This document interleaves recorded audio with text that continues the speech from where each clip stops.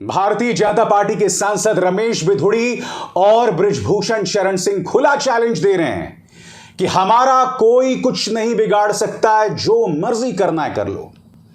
कल एक औरत ने सवाल पूछा रमेश बिधूड़ी से उनके बर्ताव के बारे में, तो जनता को बिधूड़ी यह कह रहे हैं कि मैं आपके सवालों का जवाब नहीं दूंगा क्योंकि मैं आपके प्रति जवाबदेह नहीं हूं।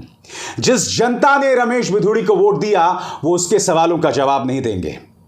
बृजभूषण शरण सिंह, दिल्ली पुलिस ने कल ही दिल्ली के राउज एवेन्यू कोर्ट में इनके खिलाफ चार्जशीट दाखिल की है, जिसमें साफ तौर पर लिखा गया है कि बृजभूषण शरण सिंह को जब भी मौका मिलता था वो हमारी महिला पहलवानों के साथ छेड़खानी करता था। मगर जब पत्रकारों ने सवाल पूछा कि आपका टिकट कट सकता है, तो खुलेआम चैलेंज दिया अमित शाह और प्रधानमंत्री नरेंद्र मोदी को। किसी की हिम्मत है मेरी टिकट काटने की? प्रधानमंत्री, ये व्यक्ति आपको चुनौती दे रहा है। आज मैं समझना चाहता हूं कि ये जो 56 इंची सियासत है, ये सिर्फ अपने विरोधियों के लिए है या सिर्फ उन लोगों के लिए जिनके हाथ में ताकत नहीं है, जो पलटवार नहीं कर सकते, जो आपसे सवाल करते हैं। मगर सबसे पहले दोस्तों, मैं परिचय करवाना चाहूंगा रमेश बिधूड़ी से। कल एक समारोह हुआ जहां ये गए और एक औरत ने खड़े होकर बहुत ही हिम्मत करके सवाल पूछा दानिश अली के बारे में, जो इनकी राय थी। आप जानते हैं रमेश बिधूड़ी क्या कहते हैं? रमेश बिधूड़ी कहते हैं कि मुझे आपके सवालों का जवाब नहीं देना, मुझे जो कहना है मैं संसद में कह चुका हूं। सवालों का जवाब तो देना होगा। वो जो औरत खड़ी हुई है वो इस देश की जनता है।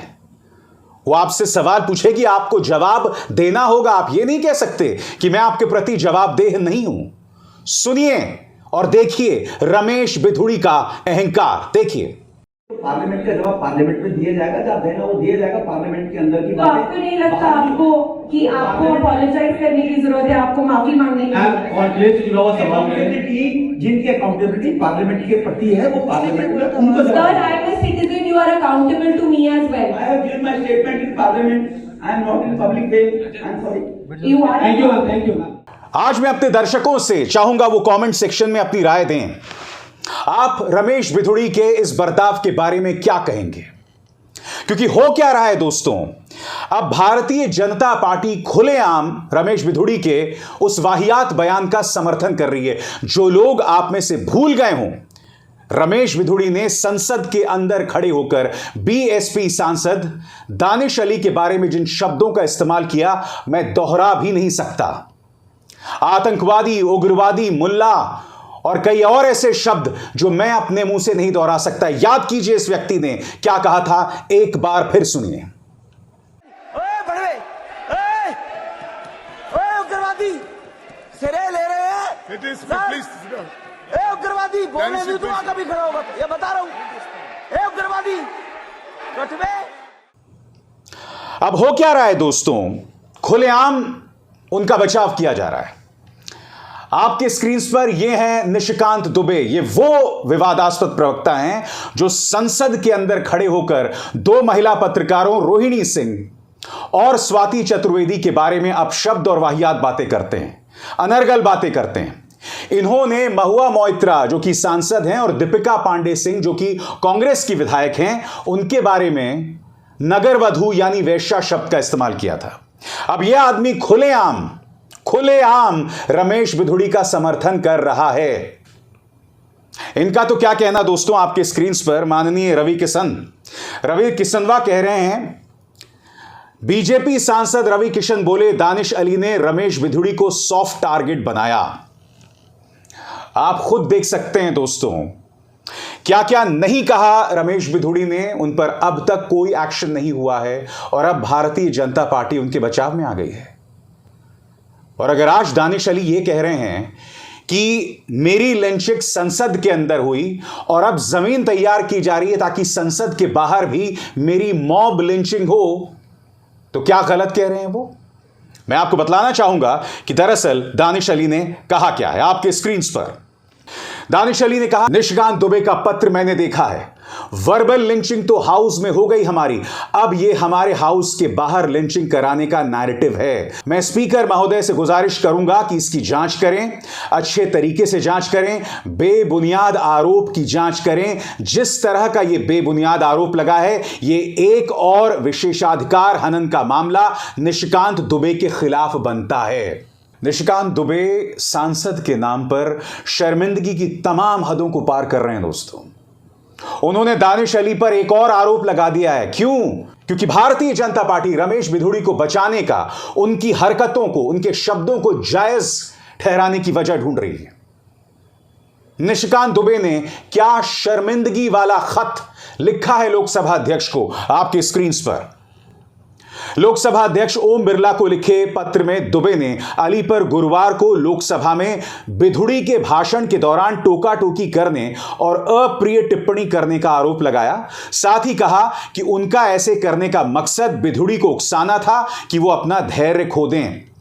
साथ ही दुबे ने आरोप लगाया कि दानिश अली ने भी प्रधानमंत्री नरेंद्र मोदी के खिलाफ बहुत ही आपत्तिजनक और अपमानजनक टिप्पणी की है। दुबे ने कहा कि यह किसी भी देशभक्त प्रतिनिधि के लिए अपना संयम खो देने और ऐसे अशोभनीय शब्द बोलकर उनके जाल में फंस जाने के लिए काफी है। आपको किसने रोका है निशिकांत दुबे उन शब्दों को देश के सामने लाने के लिए, जो शब्द दानिश अली ने कथित तौर पर प्रधानमंत्री के लिए कहे थे? अरे बंद कीजिए ड्रामा, बंद कीजिए रुदाली। हर मुद्दे पर यह कहना कि साहब इन्होंने हमारा नुकसान पहुंचाया, इन्होंने हमें गाली दी है, रोज मुझे 2-2, 3-3 किलो गालियां पड़ती हैं। जनता देख रही है, जनता आपका अहंकार देख रही है, वो अहंकार जो सिर चढ़कर बोल रहा है, चाहे वो रमेश बिधूड़ी हो या बृजभूषण शरण सिंह। बृजभूषण शरण सिंह से भी पत्रकारों ने पूछा कि सुना है आपका टिकट कटने वाला है।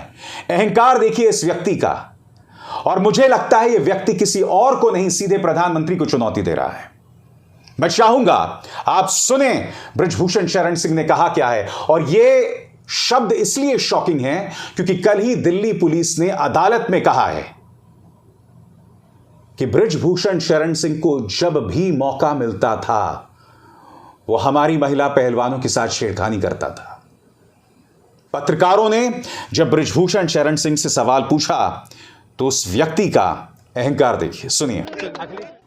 उनका यह बयान शॉकिंग इसलिए है दोस्तों क्योंकि कल ही दिल्ली पुलिस ने अदालत में एक बार फिर अपनी चार्जशीट में कहा है कि जैसे ही मौका मिलता था यह व्यक्ति हमारी महिला पहलवानों के साथ छेड़खानी करता था। आप सुनना चाहेंगे कि दिल्ली पुलिस ने दरअसल कहा क्या है अदालत में। कोई और इसकी जगह होता, बृजभूषण शरण सिंह की जगह, तो अब तक वो जेल के अंदर होता। मैं आपको पढ़ के सुनाना चाहता हूं। दिल्ली पुलिस ने बीजेपी सांसद बृजभूषण शरण सिंह के खिलाफ मामले में ताजिकिस्तान की कथित घटनाओं का हवाला देते हुए दावा किया कि ये घटनाएं उनके कार्यों को दर्शाती हैं।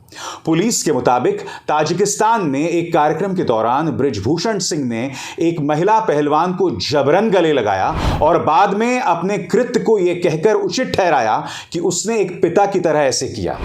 ताजिकिस्तान में एशियाई चैंपियनशिप की एक अन्य शिकायत में आरोप लगाया गया है कि बृजभूषण शरण सिंह ने बिना अनुमति के एक महिला पहलवान की शर्ट उठाई और उनके पेट को अनुचित तरीके से छुआ। दिल्ली पुलिस ने तर्क दिया कि ये घटनाएं भारत के बाहर हुई लेकिन मामले के लिए उपयुक्त थीं। ये आदमी खुलेआम जिन महिला पहलवानों ने हमारे देश के लिए गोल्ड, सिल्वर और ब्रॉन्ज जीता था उन्हें छेड़खानी करता गया और भाजपा के अंधभक्त इसे जायज ठहरा रहे हैं। दोस्तों, आज मैं आपके सामने एक अहम सवाल रखना चाहता हूं। इस वक्त अंधभक्त बिधूड़ी के बयान और बृजभूषण सिंह ने जो हरकत की है उसे जायज ठहरा रहे हैं। एक व्यक्ति जो संसद के अंदर खड़े होकर एक दूसरे सांसद के बारे में आप शब्द बोलता है जो संसद के इतिहास में कभी नहीं हुआ। सबसे शॉकिंग, ओम बिरला साहब ने अब तक कोई एक्शन नहीं लिया, उसे निलंबित नहीं किया गया। नड्डा साहब ने कोई एक्शन नहीं लिया, पार्टी से उसे निलंबित भी नहीं किया गया। उल्टा निशिकांत दुबे, रवि किशन और तमाम सांसद उसे बचाने आ गए। याद कीजिए, जब वो व्यक्ति वो तमाम बातें कह रहा था, तब हर्षवर्धन और रविशंकर प्रसाद इस तरह से पीछे हंस रहे थे। यह मत सोचिए दोस्तों कि प्रधानमंत्री नरेंद्र मोदी की खामोशी एक महज इत्तेफाक है, नहीं, यह महज खामोशी नहीं है, यह रजामंदी है इस तरह के बर्ताव को लेकर। बृजभूषण शरण सिंह के खिलाफ पॉक्सो के मामलों को पहले ही हटा दिया गया है। आज जो जमीन तैयार की जा रही है, ऐसी धाराओं की जमीन तैयार की जा रही है जहां बृजभूषण शरण सिंह को आराम से बेल मिल जाएगी। कल तो उसे अदालत में ना पेश होने की भी छूट मिल गई थी। प्रधानमंत्री की खामोशी बहुत कुछ कहती है। यह इस बात का जीता जागता प्रमाण है कि अमित शाह चाहे जो भी कहें, प्रधानमंत्री जो भी कहें, बेटी बचाओ बेटी पढ़ाओ तमाम बातें, मगर बृजभूषण शरण सिंह और रमेश बिधूड़ी आपको आईना दिखा रहे हैं, बार बार आईना दिखा रहे हैं कि राजनीतिक शुचिता नाम की चीज, पॉलिटिकल डिसेंसी नाम की चीज बीजेपी से गायब है, नदारद है, नहीं है बिल्कुल भी। और ऐसी सोच को बढ़ावा देके, इसका अनुसरण करके, उसके लिए तालियां बजाकर आप खुद को अंदर से बर्बाद कर रहे हैं। इन शब्दों पर गौर कीजिएगा दोस्तों। जी हां, आप किसी पॉलिटिकल पार्टी को समर्थन कर सकते हैं, वोट कर सकते हैं, मगर आपको इस देश का नागरिक होने से किसने रोका है? किसने रोका है आपको रमेश बिधूड़ी के बर्ताव पर सवाल उठाने से, बृजभूषण शरण सिंह के अहंकार पर सवाल उठाने से? आप उठा रहे हैं सवाल, आप नहीं उठा रहे हैं। आप में से कई लोग इन लोगों को जायज ठहरा रहे हैं। आप अंदर से अपनी इंसानियत को बार बार और धीरे धीरे खत्म कर रहे हैं। धीरे धीरे क्या, आप खत्म कर चुके हैं। आप तो जो हो चुके हैं अलग हैं। आप आज की तारीख में एक राजनीतिक ज़ॉम्बी बन गए हैं। मगर सोचिए, जब आप ये हरकतें करते हैं तो ये सब आप अपने बच्चों के सामने करते हैं, अपने मां बाप के सामने करते हैं। आप अपने बच्चों का भविष्य बर्बाद कर रहे हैं, आने वाली पीढ़ियों को बर्बाद कर रहे हैं जहरीली सोच से। यह अतिशयोक्ति नहीं है। एक एक शब्द जो मैं कह रहा हूं, टटोलिए अंदर से खुद को, एक एक शब्द सही है। इस मंच पर वो आवाज मैं उठाते रहूंगा। मुझे परवाह नहीं है आपकी गालियों की जो आप कमेंट सेक्शन में देते हैं, क्योंकि वो गालियां देकर कहीं ना कहीं आप अपनी सोच का प्रमाण दे रहे हैं। वो सोच जो गल चुकी है, वो सोच जो दफन हो चुकी है जहरीली राजनीति में। अभिसार शर्मा को दीजिए इजाजत। नमस्कार।